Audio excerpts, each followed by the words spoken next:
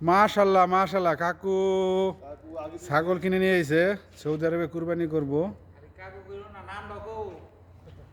ইনশাল্লাহ মাশাল্লাহ। কাকু এত বড় ছাগল আপনি কই পাইলেন এটা মাঝরাই থেকে নিয়ে আইছেন কুরবানির জন্য কাকু এই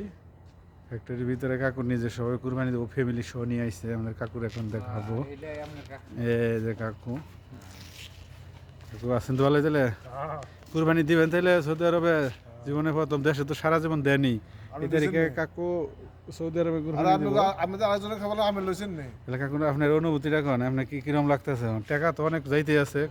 ফ্যামিলি মিলিয়ে খরচপাতি বহুত করতেছে কাকু জীবনে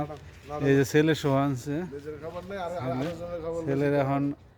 কাম ধরাই দিছে ইনশাল্লাহ ঠিক হয়ে যাবে বেতন ডাইয়া গেলেই আর ফ্যামিলির বিলে আছে ওই সাইডে ওই পাশে এই নিজের বাড়ি একসাথে সামসো দেখবা কি দেব আছে কালকে ঈদ সৌদি আরবের